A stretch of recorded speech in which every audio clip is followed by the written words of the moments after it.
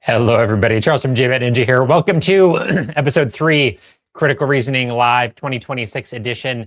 Today, we're going to talk about discrepancy, paradox questions. Actually, that's kind of a misnomer. Really, they're kind of explain questions.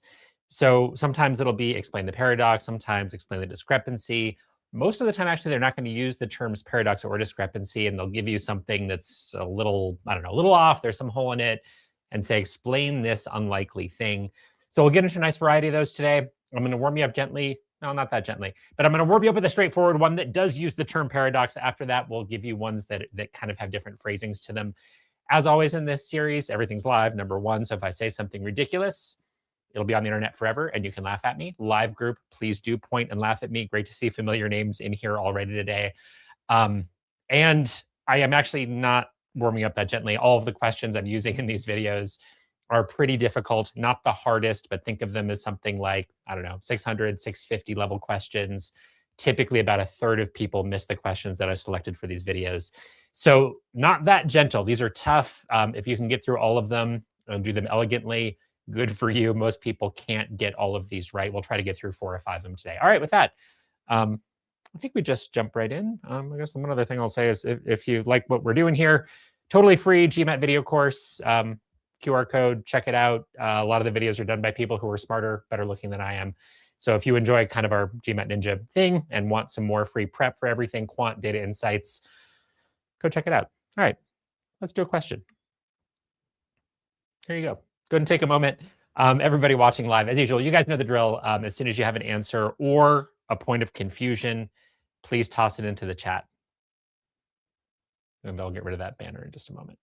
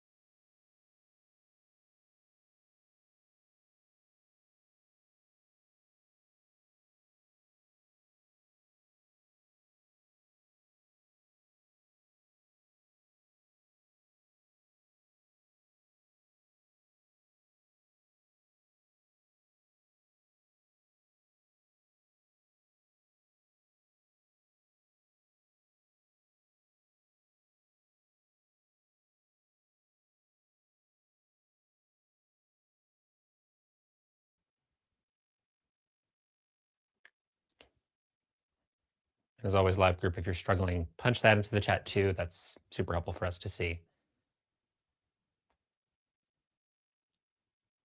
And all right, let's go ahead and jump in. If you need more time and you're not watching live, hit that pause button. Okay, paradox, discrepancy, explain kind of questions. And again, this is the only one we're going to do, I think, today that has the word paradox or discrepancy in it. Usually they don't, interestingly enough. I mean, in case you're wondering, roughly 10% of questions are in this kind of format. Previous videos, I've talked to Blue Streak about general process for critical reasoning.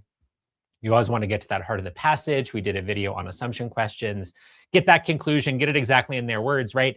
Well, but I also don't want you hallucinating conclusions. Part of why I wanted to do these explain paradox discrepancy questions pretty early in the series is, yeah, you can't go find a conclusion. If you decide there is a conclusion and there isn't, that's just as bad as not identifying the conclusion when there is one. Don't hallucinate conclusions is my point. I will say these kind of questions, you always do have a nice clean heart of the passage, though, if you choose to look for it. There's always going to be one thing and then kind of a but in there, right? And then some other thing, and they're going to contradict. Now, when you see the word paradox or discrepancy in the question, obviously you know what to look for. You're looking for that paradox. And again, as we get into more of the questions today, it's a little bit slipperier and a little bit less obvious that structure is there. But I want you to recognize it when it is there, even if the question stem does not use the word paradox or discrepancy. Okay, so in this case, what is that paradox? Exactly. So you have this thing that, well, these name brand products don't necessarily have a big advantage anymore. So products sold under brand name, they used to command premium prices, but now the technical expertise in product development is so widespread that special quality advantages are very hard to obtain, harder to maintain. So that's one thing, right? So special quality advantages are hard to obtain, even harder to maintain. And let me just double check, make sure I've got their words, not mine. So special quality advantage is very hard to obtain. I suppose I missed the very in my beautiful handwriting. Very hard to obtain, even harder to maintain. But then you have the other side of it, right? Which is brand names are a bigger marketing advantage than ever.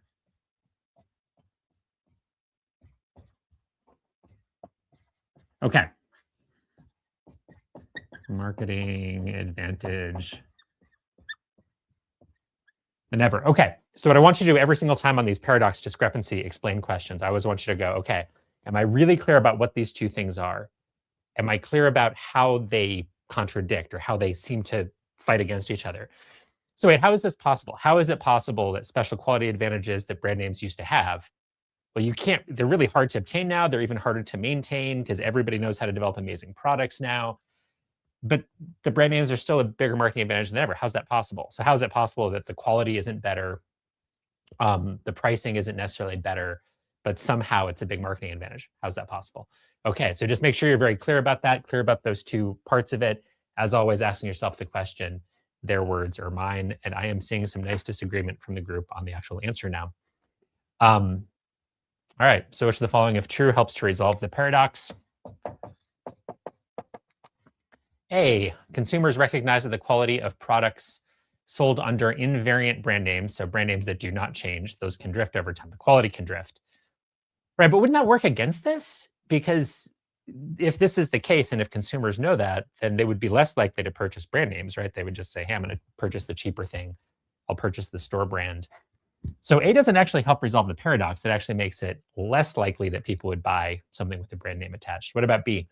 Brand names are taken by consumers as a guarantee of getting a product as good as the best rival products.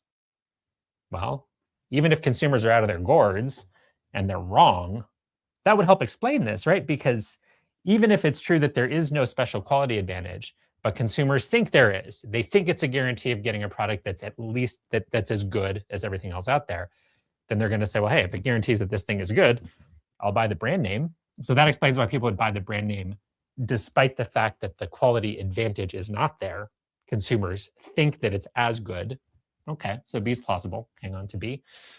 C, in many acquisitions of one corporation by another, what are we talking about here?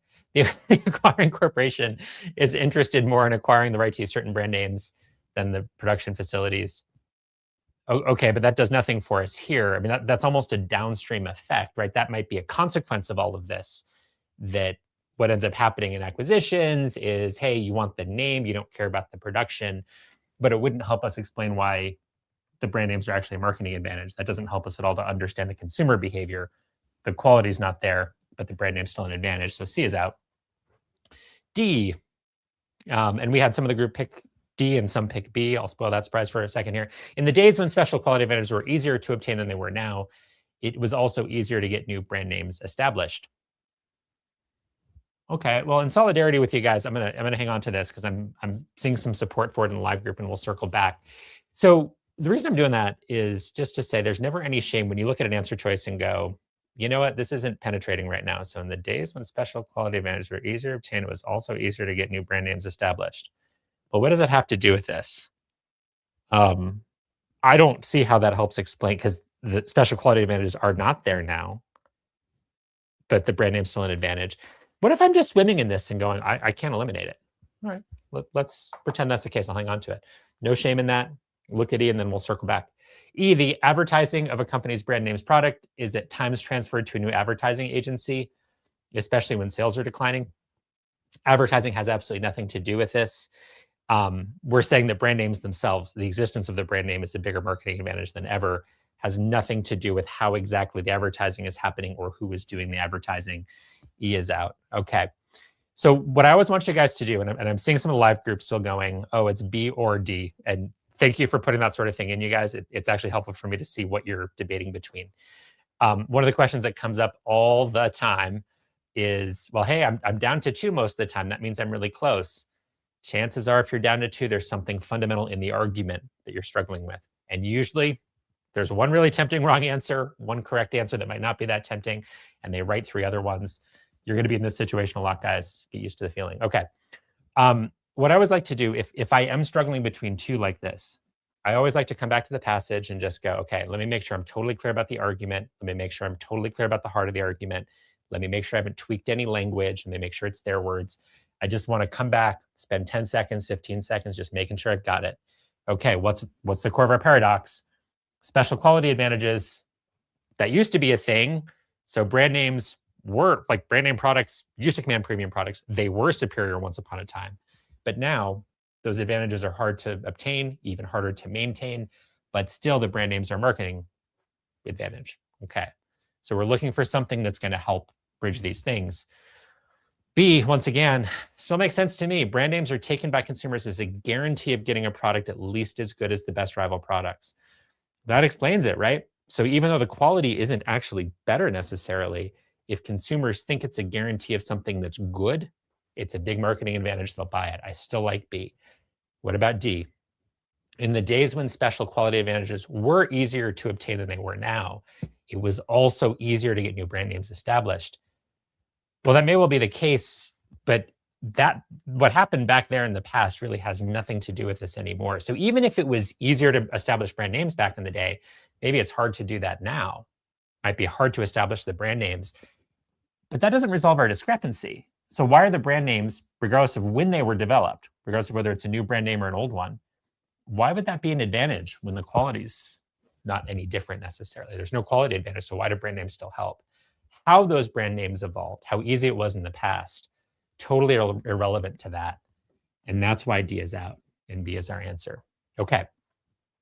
Some other questions I've teed up. I think what makes these explain paradox, discrepancy, and again, you're not going to see the words paradox or discrepancy again in the questions I've selected today, not because I have anything against them. It's just I think the tougher ones of this genre just tend not to use that word for whatever reason. But I don't think that's what makes them hard. I think what makes them hard is sometimes it's really challenging to connect the thing that matters. Sometimes you see it or you don't. What you can always control is your process. And I know a lot of you, if you've watched a bunch of our videos, tired of hearing me say it, just make sure you're really disciplined about this. This is your backbone. Make sure you're disciplined about 4 wrong answers, not 1 right answer. Notice what I did here. Yeah, I didn't like D. I kept it though because I wasn't initially sure why it was wrong. All right. Next question.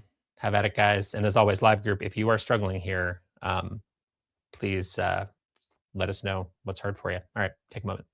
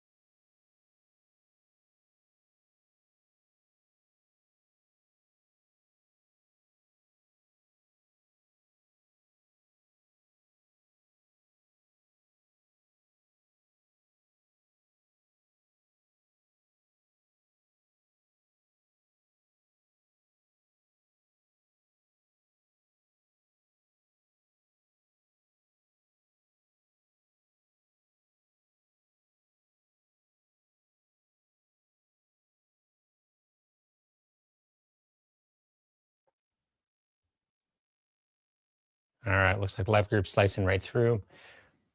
I tried to get a jump on writing some of this down while you guys were working through the question, didn't get all the way through. Also have a couple general questions popping up here that I'll address after we're done with this explanation. Okay, so again, it doesn't happen to use the term paradox or discrepancy here. Don't let that change what you do. I want you to be disciplined about saying, all right, if we've got to explain something that is maybe counterintuitive or surprising, you're going to have the same structure, right? Here's thing one, but here's thing two that doesn't seem to fit. So our thing one here is that, okay, there's been hunting, so the alligator population has declined. Those alligators prey heavily on a species of freshwater fish that's highly valued for food by parlanders. So a very tasty species of freshwater fish. I'm excited. But despite the fact that alligators prey heavily on them, alligator population has declined, the population of the fish has also declined. So how is that? So, but the population of the fish has declined. So how can this be? We're looking for something that's going to resolve this discrepancy. All right. A. The decline in the alligator population has meant that fishers can work in some parts of lakes and rivers that were formerly too dangerous. Okay. I do see some people being tempted by this, actually not in this group, interestingly. But I'm actually getting you guys telling me that it's easier. Statistically, it's not, by the way. A lot of people miss this question. I'm glad you guys are finding it easy. That makes me happy. I'll go as quickly as I can then, within reason, and I am frozen. There we go. The decline in the alligator population has meant that fishers can work in some parts that they couldn't before. That sounds good. That means they're going to catch more fish, except that we already know that they aren't catching more fish, right? So one of the little asterisks you could put in here, so they've already kind of ruled something out in the passage itself and said human consumption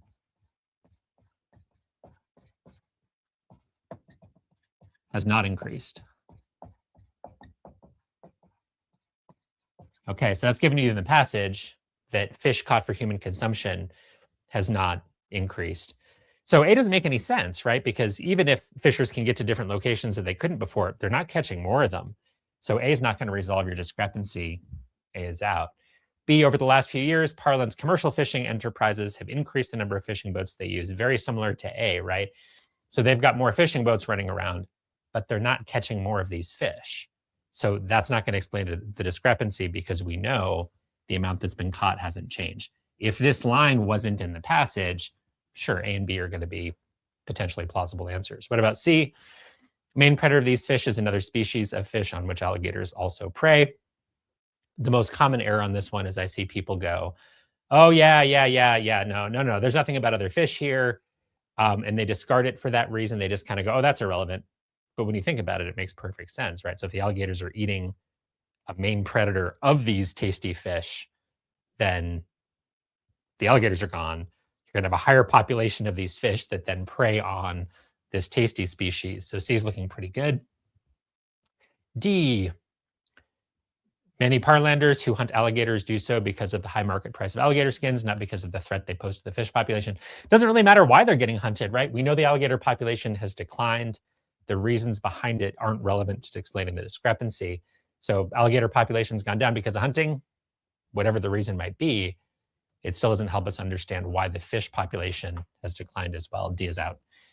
E, in several neighboring countries through which Parland's rivers also flow, alligators are at risk of extinction.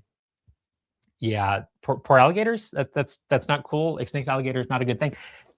But irrelevant to this, the population's going down. It's going down in neighboring countries as well. But then why isn't the fish population rebounding? So E is out. C's our winner. Great job, live group. You deserve a cookie. So I'm getting questions here. I don't want to spend too much time on it because it's not specifically on topic for this type of question, paradox discrepancy. So in a previous episode, talked about AI.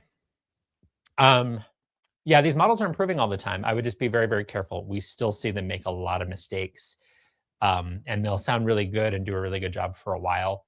We haven't seen the consistency. Now, everything I'm saying about it now, it's May 2026. This might age like milk instead of fine wine. And maybe 6 months from now or a couple years from now or whatever, the AI models are doing wonderfully.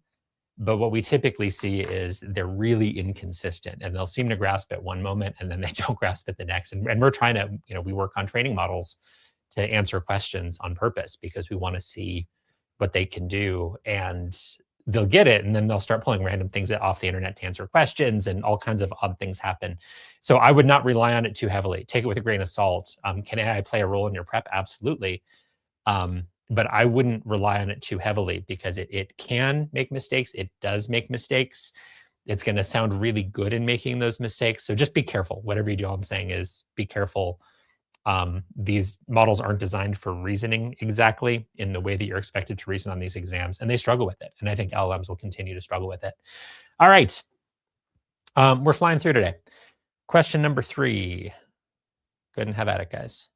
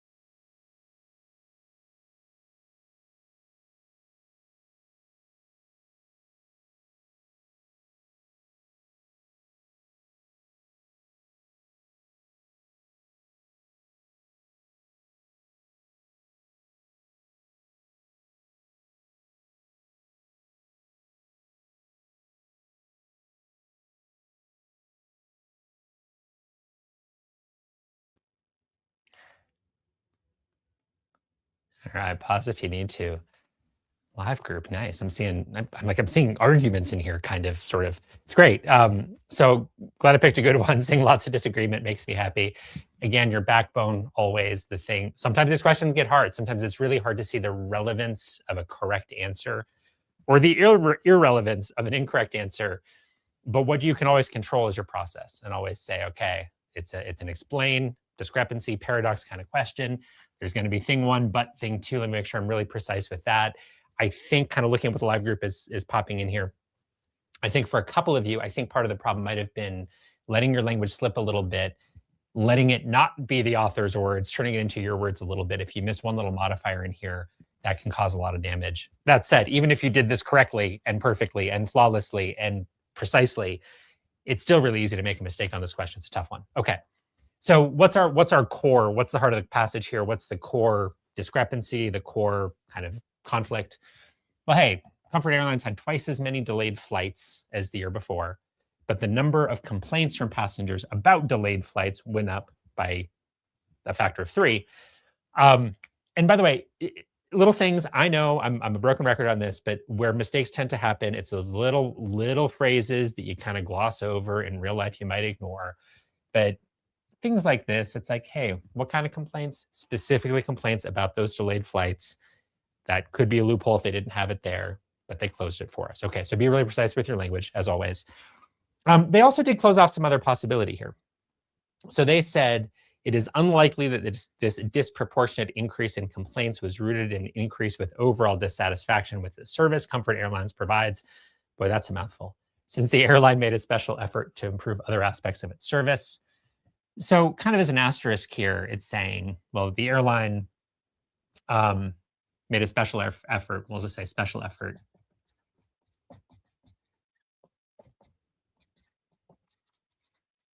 to improve, what does it say? Other aspects of service? Yeah. Other aspects of its service.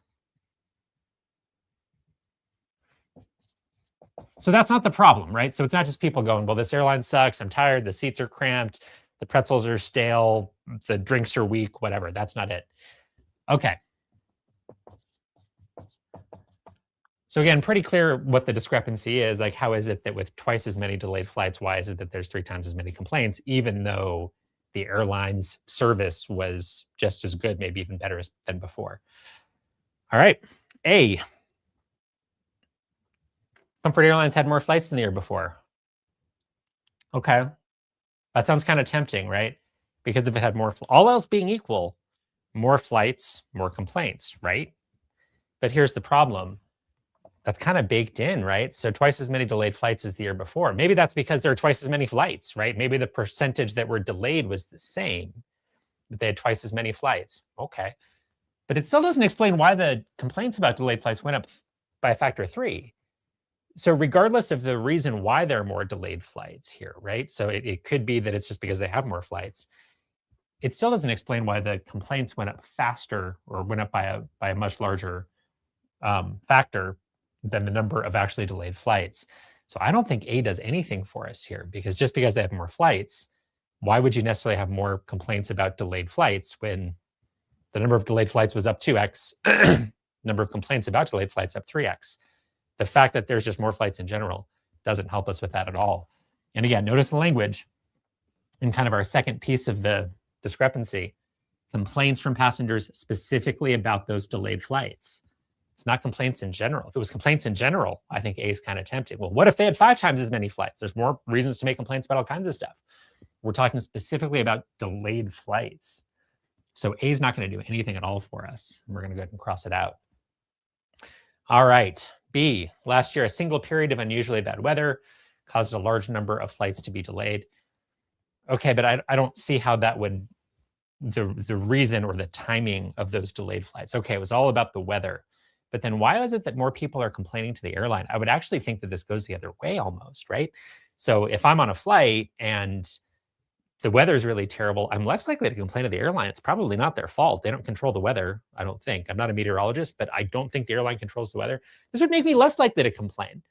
This actually makes it harder to resolve this discrepancy or this paradox. So B is out. C, some of the improvements that Comfort Airlines made in its service were required by new government regulations.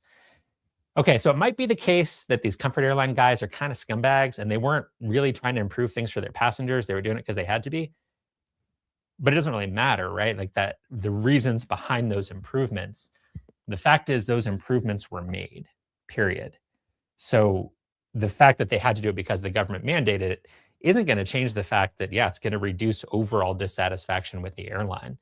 So C is not really going to affect anything either. Really hope we like D or E. The average length of a flight delay was greater last year than it was the year before.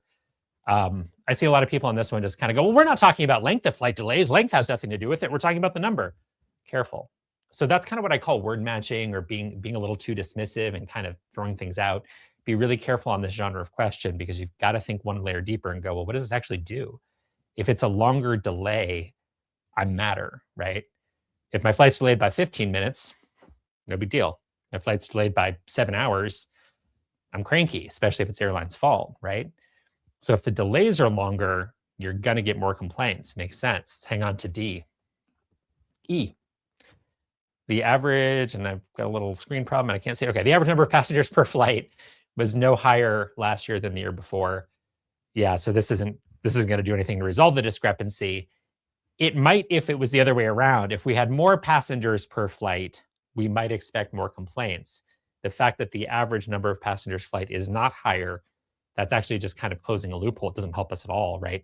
So that's not going to help us understand why there were more complaints. So E is out. D's our winner. I hope you like it. Yeah. Yeah. I think that's fair. Shout out to Uber Eats. If you want to sponsor a series of GMAT videos, you let me know because I like eating. Yeah, that's it. Maybe you complain more than once, or just in general, you are more likely to complain, right? If your food's delayed by 50 minutes instead of 20, you're going to complain more. That's a good way of putting this. Ooh, I didn't know that. Sorry about that, guys. Let me talk to the GMAT Club folks and see if they can fix that. I have no control over the ads, unfortunately. So apologies for that. Okay. I think we've got time for at least two more. I've got a few extras teed up as well. Anything else here? Yeah, okay, good question here that I think is worth addressing. That's a general one, but I think it's a good one. And so that I apologize, I'm not sure. I think it was for this same question that we just did on the Comfort Airlines delayed flights.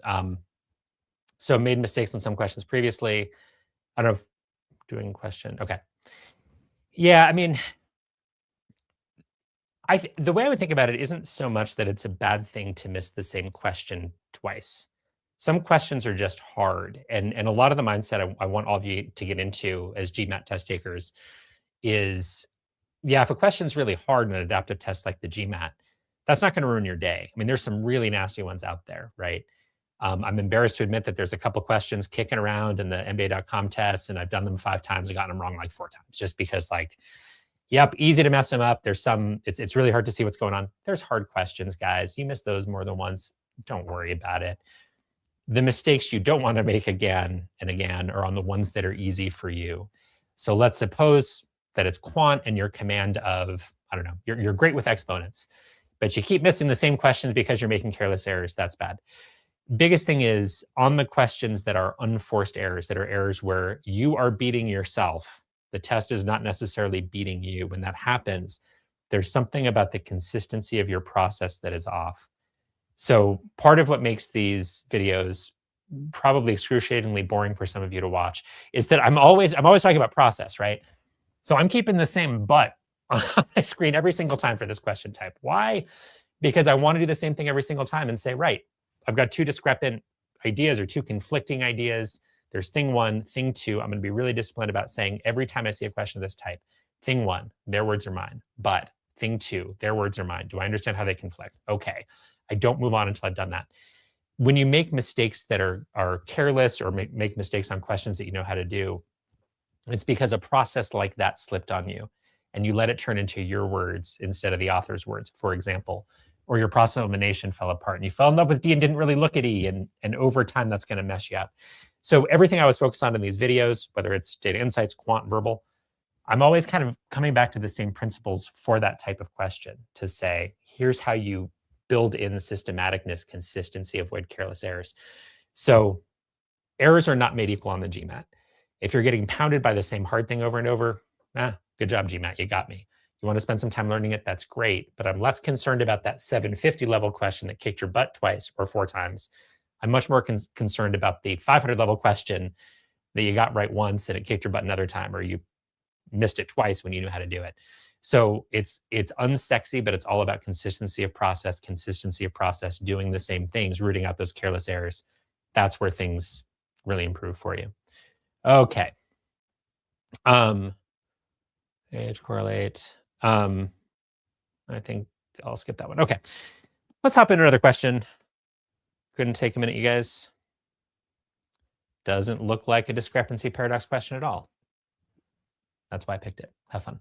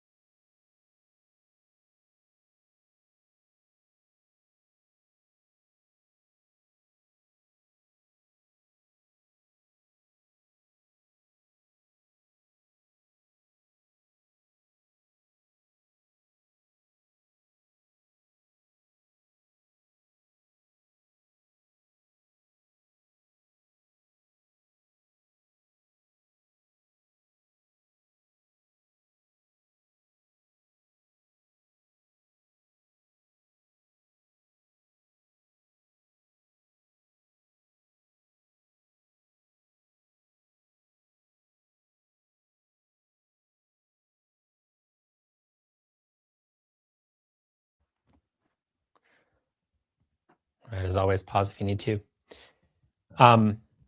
So doesn't feel like a traditional paradox discrepancy question. They tossed it into kind of a he said, she said little conversation sort of format.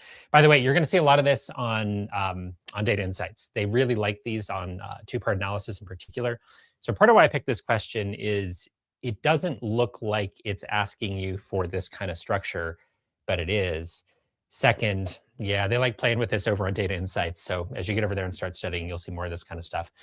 The other thing I like about this question is the way the question's phrased is really specific. And I think part of what can get you critical reasoning, reading comp, certainly on some of the Data Insights that's verbal based, is you can kind of start doing too much with it. And what's interesting here is some of this is kind of extra information, right? So the question's asking us, which of the following, if true, would provide a basis for explaining the fact that Sammy's aunt and Pat's brother had contrasting experiences with the same diet? So you watch episode 1, either in our free course on the GMAT Ninja channel or episode 1 of this live series or my old live series from way back in the day I did on GMAT Club. I always say, oh yeah, you're finding the heart of the passage. Their words are mine. And I say that over and over. But be careful, what's the heart of the passage here? Well, given what the question is, it changes how you should think about what the heart of the passage is. What do I care about? Well, Sammy's aunt and Pat's brother had contrasting experiences. What were their experiences? If I don't have those experiences exactly in their words, that's when I can get myself into trouble. So let's be disciplined about that part. What was Sammy's aunt's experience? Well, she was able to move easily. But after starting the diet? Right after she started that diet. Right after she started the diet. The delicious diet of wheat German garlic. Makes a really good smoothie. That's my story and I'm sticking to it. Pat's brother began that diet, arthritis got worse. Began the diet, arthritis got worse.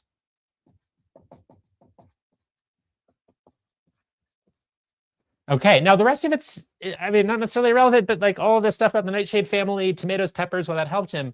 Right, but that's not what we're being asked about. We're being asked about their contrasting experiences specifically with this diet. Sammy's aunt able to move easily right after she started the diet of wheat German garlic. Pat's brother began the diet, arthritis got worse. Okay, we got to explain why that happened. Okay, what do we think of A? I'm seeing a little bit of disagreement here. So change in diet, regardless of the nature of the change, frequently brings temporary relief from arthritis symptoms. Okay, well, that may be the case, and that might explain why Pat's brother did better off getting rid of the nightshades, the tomatoes and peppers. But that's not going to resolve this discrepancy, right? So the discrepancy at issue, the way this particular question is phrased, is why is it that off of this same delicious diet of wheat German garlic, why is it that Sammy's aunt improved, Pat's brother did not improve? So if they both improved, or they improved off of different diets, and if that was the heart of the question, then A is pretty good, right? So you can change a diet, arthritis gets better. But that's not what happened to Pat's brother. This doesn't explain why it explains why Sammy's aunt got better. Does not explain why Pat's brother failed to get better. So A is out because it's only kind of fixing one half of it. It doesn't resolve this conflict at all. So great, that's why Sammy's aunt got better. But then if that's true, why is Pat's brother getting worse? B, compounds in garlic that can lessen the symptoms of arthritis are also present in tomatoes and peppers. This is incredibly unuseful, partly because we don't, again, the heart of this, it has nothing to do really. The question is asking us, why is it that on the wheat German garlic diet, why is it that we got two different outcomes? So we don't really care about the tomatoes and peppers for starters. That has nothing to do with the question we're being asked. Second, even if it did, this would kind of go the other way, right? So the things in garlic things that are in garlic and tomatoes and peppers can lessen the symptoms of arthritis. Right, but then why didn't the garlic help Pat's brother? That part of it is still unresolved. So B doesn't help us at all. C, arthritis is a chronic condition whose symptoms improve and worsen from time to time without regard to diet. In other words, this whole thing is random. Would that explain why we got random results? Sure, things come and go. It had nothing to do with the diet. C is pretty tempting. D, in general, men are more likely to have their arthritis symptoms alleviated by avoiding vegetables in the nightshade family than are women. Again, we don't really care about the stuff with the nightshade family here because the question is asking us specifically, why did these two people have different experiences with this diet of wheat germ and garlic? D is not going to have anything to do with this. E, people who are closely related are more likely to experience the same result from adopting a particular diet than are people unrelated. Okay, fine. I mean, that might be nice, but it still doesn't help us understand. So Sammy's aunt and Pat's brother presumably are not related, presumably. We don't know that, I suppose. But they're more likely to experience the same result. Even if these unrelated people are more likely to have different results, it still doesn't explain why the diet, so more likely to have different results, but it still really doesn't explain why it is that the same diet did completely different things to the two of them. It really doesn't resolve that discrepancy at all. It's not saying that two people who are unrelated will always have different results. If it said that, maybe, but that wouldn't make any sense anyway. But so yeah, E doesn't help us because it's not telling us why it is that they had completely different experiences. Just because they're unrelated doesn't mean that they should have different experiences necessarily. So C is our winner. Okay. Okay, seeing some good questions from the live group. Thank you so much for this, you guys. I'm going to sort of rephrase. Okay. Taha, thank you for this. And this, unfortunately, the constraints of YouTube here, it doesn't allow me to put the whole question on the screen all at once. Questions tend to get easier when we sort of rephrase and write it down and go through the options thereafter. Time test doesn't give us the time liberty. So how do you train yourself through the initial part mentally and not invest time to write things down? Okay. Rephrasing that question a little bit, and Taha, please let me know. I'll keep an eye on the chat here. Let me know if I'm misinterpreting your question. When you say rephrase, I think you kind of mean this whole business that I'm always doing on the board, where it's, hey, we're going to take the passage, we're going to work with it before we jump into the questions. And every time, every video, you see us with stuff written on the board to kind of go, okay, here's, in this case, here's these conflicting statements. We're going to think about them a little bit. We're going to work with them and then jump into the answer choices. So if that's what you mean by rephrasing and writing it down and then going through the options, I think your question might be, yeah, but it takes a long time. So I think we've just done, what have we done? 4 questions. It's taken us 45 minutes. That's 11 minutes per question. You can't do that during the exam, right? So what do you do? How do you do this quickly? How do you do it efficiently? Should you be writing stuff down? Okay, awesome. So yes, and it's something I have brought up in some of the other videos, both reading comp and critical reasoning. And I'm glad you asked again, because I think it's worth reminding everybody. I am not expecting you guys to do this on the board every single time, or do this on your whiteboard or your dry erase pad. I'm agnostic when it comes to, I really don't care how much you write down. I care about this process happening, but I don't care whether it happens in your head or on paper. And typically the question of, well, how much should you write down? It's a very personal thing. And without getting too deep into this explanation, because I think I've given it in a number of other videos. And again, if you check out our free course, you'll see me babble about this more. Different people are wired differently as far as the connection between their brain and their hand. Some people have to write things down or their brains do not work. That's one extreme. My wife is that way, by the way. If she's not writing things down, she can't read. Like, she just goes completely blank if her hand's not moving. That's rare. She's on one extreme of it. Other people, as soon as they start writing something down, it's like a disconnect happens and they stop being able to read because they're writing something down. It makes it harder for them to comprehend what they're reading. So bottom line, the decision of how much to write down is personal. Experiment with it, see what works for you. Most of you, not all of you, most of you are going to be best served doing this, doing it religiously, doing it precisely, but doing it in your heads most of the time.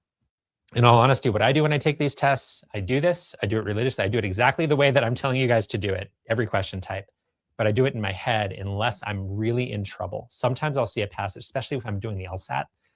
Some of those LSAT passages are nasty. I'm taking an LSAT. Sometimes I go, wait, what did I just read? I read it twice. I read it 3 times. My head is spinning. And sometimes it helps me to start pulling apart the argument. And I'll say, well, can I at least find the conclusion? Can I at least find exactly what this discrepancy is? And sometimes it helps me to write that down when I'm really struggling.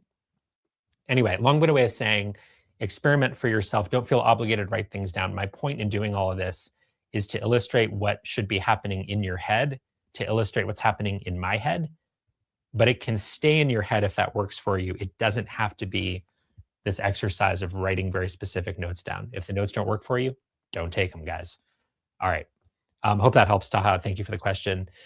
And this might be our last question. This is a tough one. This last one's pretty gnarly. So we'll probably run this to the end of the hour.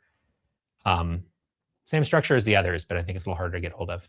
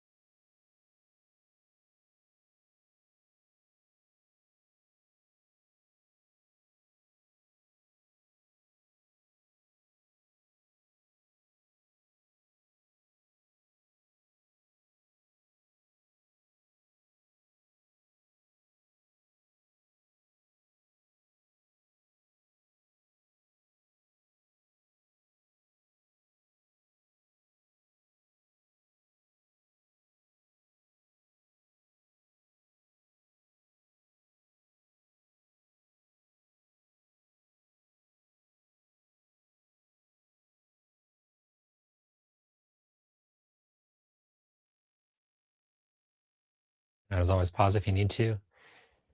It's funny, I just said, I think this is a hard question, and I'm seeing 100% agreement on the live group so far. Keep it coming, guys. If you disagree with the herd, please let us know, because you might be right and the group might be wrong. Who knows? All right, I tried to get a little bit of a jump on this because there's a lot going on in this passage, a little bit wordier, still that same fundamental, well, hey, we need to explain the reaction. Well, okay, well, what's our core discrepancy? Well, hey, veterinarians derive some of their income from selling several manufacturers' lines of pet care products. A specific manufacturer said they offered free promo materials for vets to mail to their clients. That sounds great, right? So, hey, we get some of our income from selling these products anyway. If we can promote more of the materials, we'll sell more of them. We'll make more money. Sounds delightful. But very few of the veterinarians accepted the offer.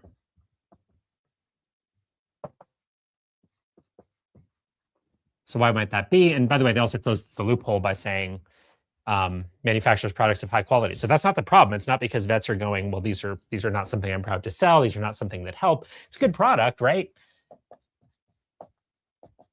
So products are high quality. So the quality is not the issue here. And what is the issue? I don't know. By the way, I don't think anybody's asked. I'm getting a ton of questions from the live group. Some of these are a little bit out of scope. Have nothing to do with paradoxes. Nazim, good question. Not going to answer it here. So I'll see if I can get to some of those before the hour is up. Let's finish this up, and I might hit one or two here.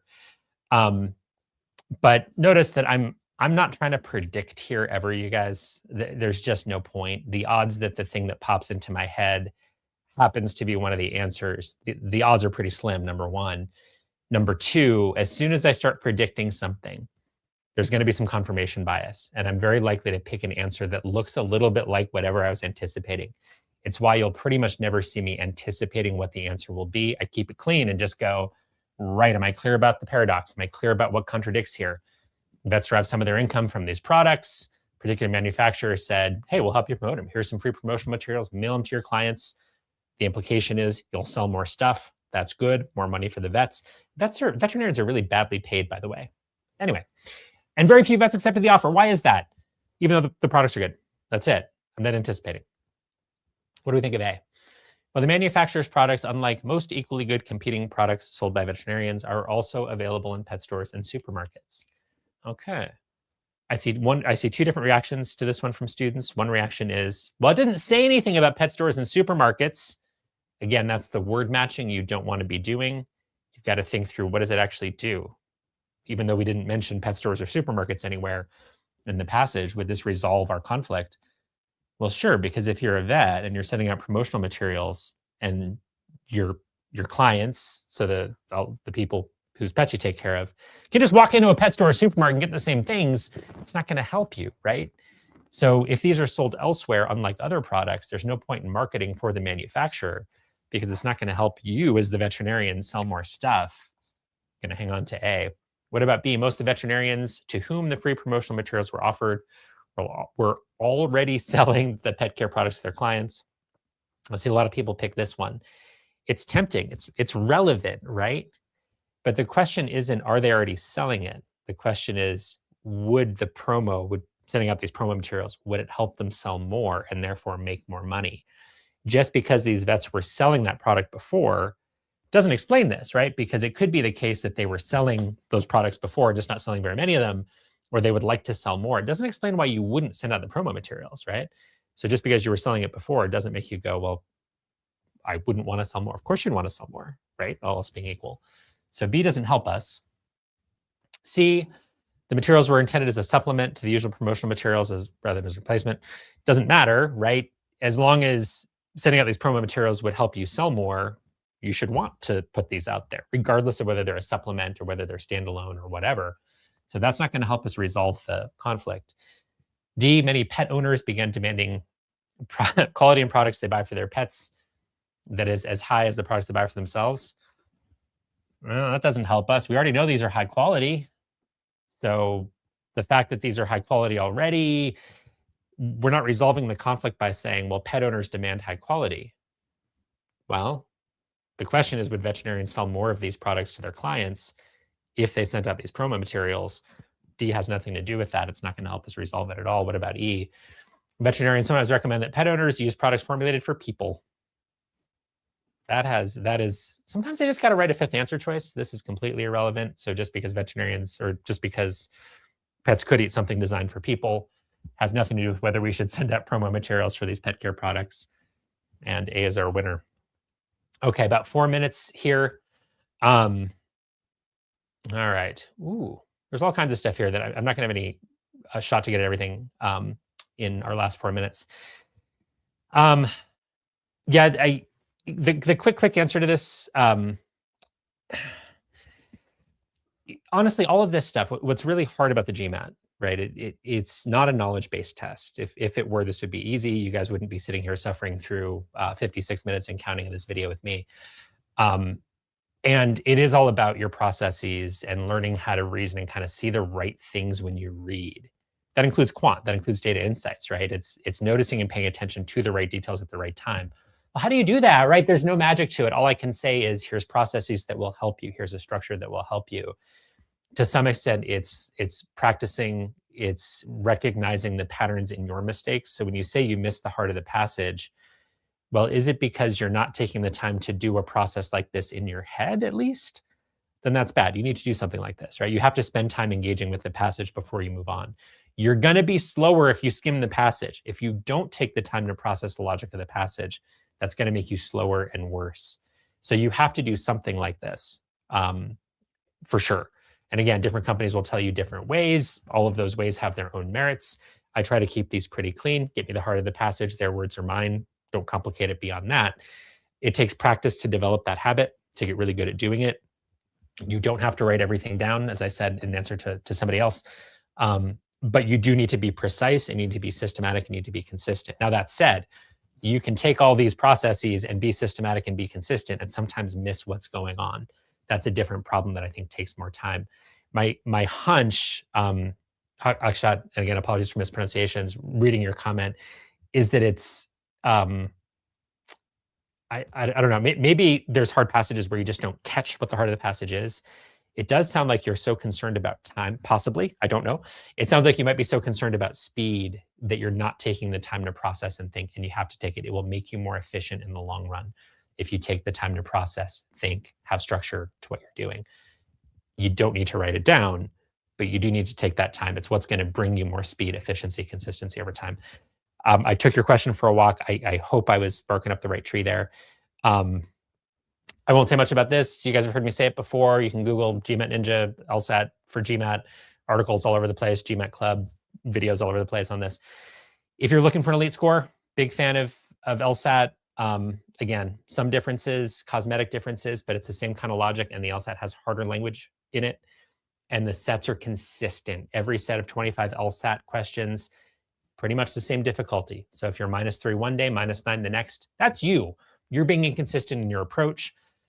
So it's a really good mirror held up to you. We can't do the same thing with the GMAT official guides because the difficulty varies from set to set. So LSAT's great. It's harder. It's going to feel a little different.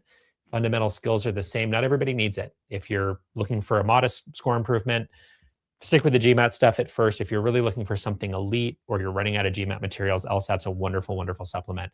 And again, you can go find articles on that kind of thing. Yeah. Honestly, it's actually a really good question. And I want to end this before the top of the hour. Biggest thing is, I think it's harder to connect the answer choices. I don't think the passages on the GMAT are that different, 705 versus 805. But boy, is it hard to see why the right answer is right. They hide it really, really artfully on the harder ones.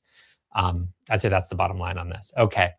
So sorry, guys, our time is up here. If you enjoyed this, hit the like button, hit the subscribe button. If you have friends studying for the GMAT, please bring them to the live sessions. I'm here every Wednesday. Anything in particular you want to see in these, let us know. Tag me at GMAT Ninja Tutoring here on YouTube, GMAT Club Forum at GMAT Ninja, and we'll do our best to oblige. All right, thank you, everybody. Have fun studying.